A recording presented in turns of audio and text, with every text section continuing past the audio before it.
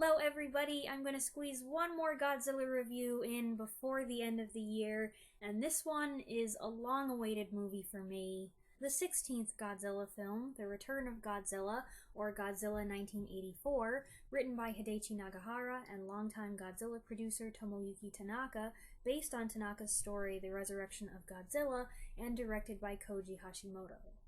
And to make things really exciting, by special request, I'm also going to talk about the American edit starring Raymond Burr, titled Godzilla 1985. The release of The Return of Godzilla kicks off a major turn in the series. The last movie, 1975's Terror of Mechagodzilla, is considered to be the last entry of the Showa era of the series. Since I didn't know what that meant when I first started this review series, I'm going to explain that for anyone watching who also doesn't know what that means. The term Showa refers to the period of Emperor Hirohito's reign, which ended with his death in 1989.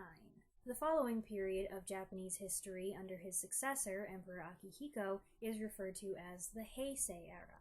So when you hear people, or me, talk about the Heisei era of Godzilla films, they're talking about the 6 films that were produced between 1989 and 1995.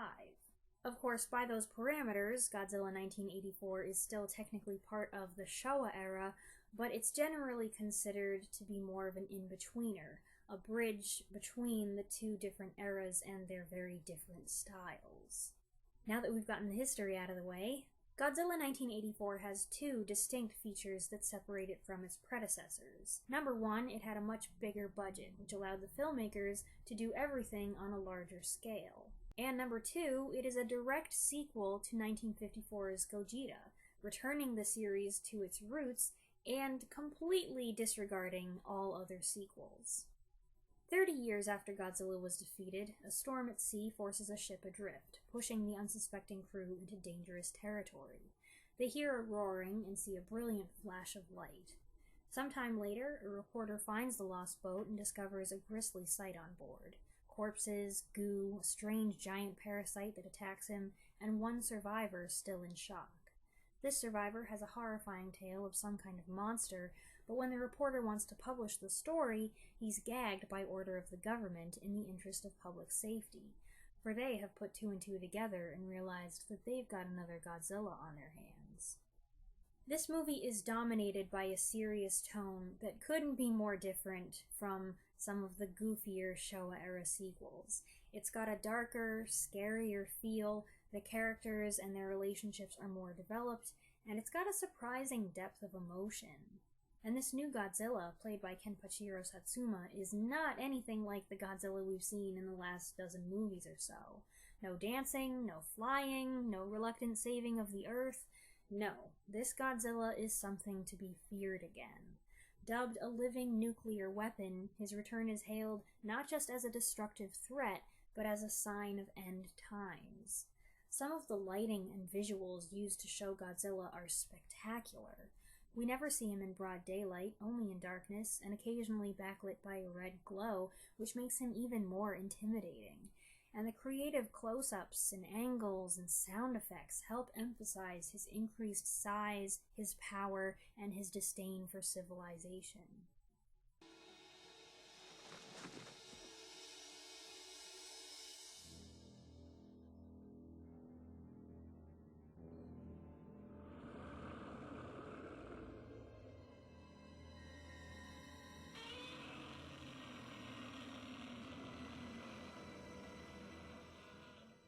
The musical score contributes a lot to that too, and this movie had some great music written by Reijiro Kuroku.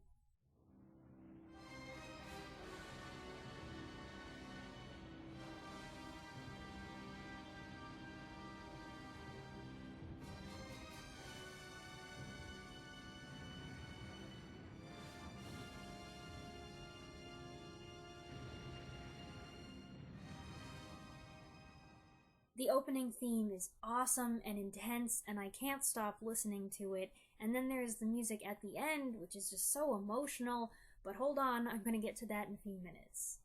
With Godzilla back to being the antagonist, the many press conferences and diplomatic meetings and debates, and a return to the theme of the danger of nuclear weapons, this movie successfully emulates the purpose and feel of the original 1954 film, more than any of the other intervening sequels.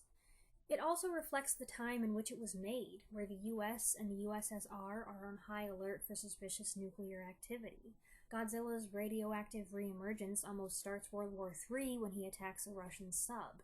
The Japanese Prime Minister plays a major role, struggling to defend his own country, but also facing an ethical dilemma as both the United States and the Soviet Union push for the use of nuclear weapons against Godzilla, something he's strongly opposed to for the risk it would pose to all other biological organisms. And of course, we know that wouldn't work anyway. Another thing I appreciate about this one, Godzilla doesn't just attack a city and then move on to someplace else. He stays there a while. Buildings get destroyed and stuff catches fire, and our main group of characters ends up trapped on the upper level of a building that looks like it's been shelled by heavy artillery. They have to make their way out, not just before the compromised structure possibly collapses, but before a missile, launched accidentally by the Soviets, hits Godzilla, who's right outside their window. The scenes of their escape gave my mom and me strong Towering Inferno vibes, which is a good thing because we love that movie, and I was happy that for once the movie didn't skip over this more practical stuff that I've often felt was lacking in the other films.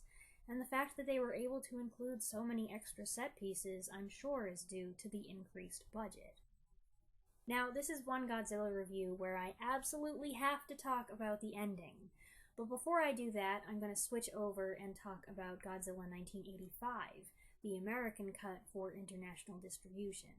All along, I've preferred to watch these movies in their original form whenever possible.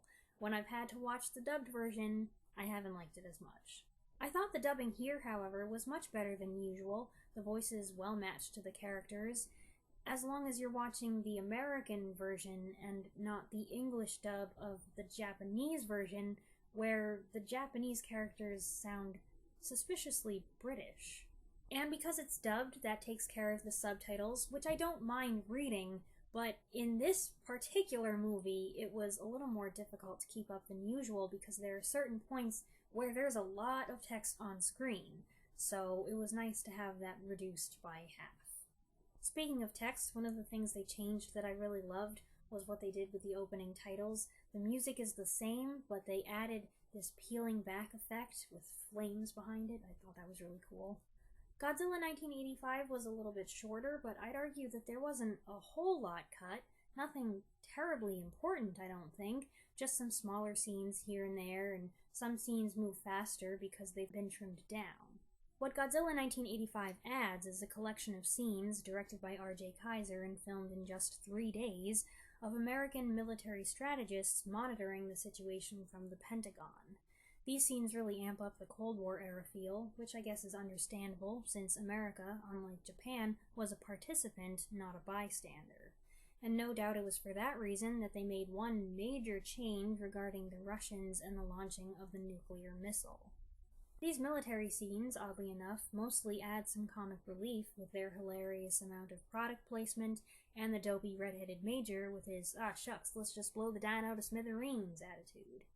But the biggest and best addition is that of Raymond Burr, returning to the role of Steve Martin, American reporter, that he played in Godzilla King of the Monsters in 1956. It was great to see Burr back, and his inclusion gives us a tangible tie to the original movie, at least the American version. He's the sage in this version of the movie, the much-needed voice of wisdom.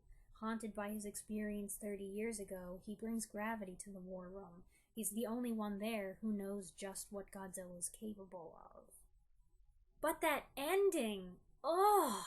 Okay, here's your spoiler warning. If you don't want to find out what happens at the end of the movie, skip ahead to whatever time it says down here at the bottom of the video. I should be done talking about it by then. And you probably want to be careful reading the comments too.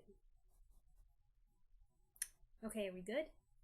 Okay, the final plan for defeating Godzilla involves luring him to a volcano and using explosives to induce an eruption. The plan works, but the way it's played, it feels like anything but a victory. This scene is accompanied by gorgeous dramatic music, and as Godzilla falls in, presumably to a fiery death, the music swells and he lets out this painful scream of fear and agony and it's awful. It's the most horrifying sound, and I'm left feeling so conflicted.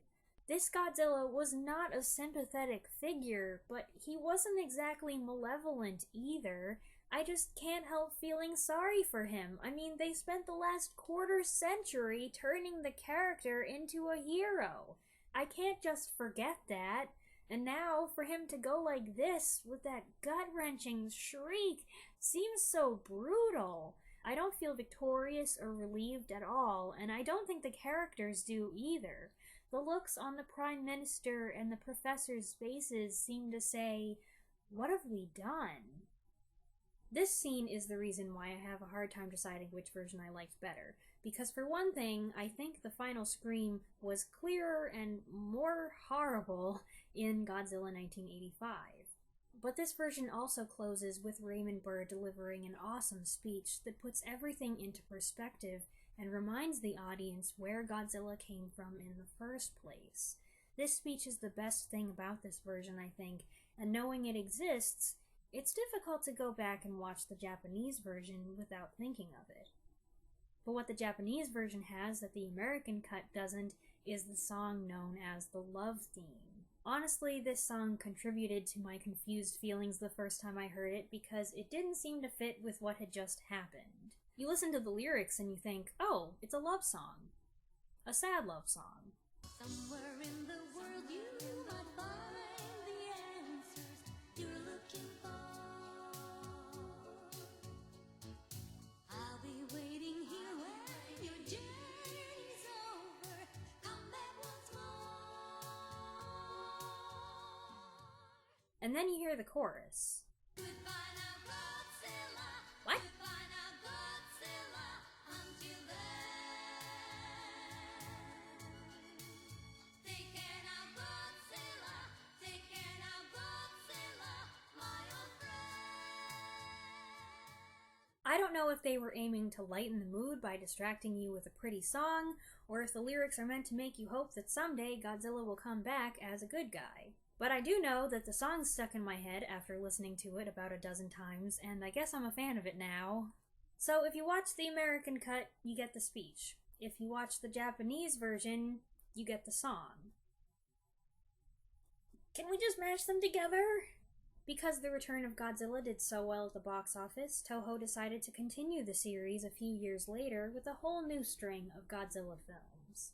I haven't seen any of the Heisei era movies, and I'm really looking forward to finding out what they're all about.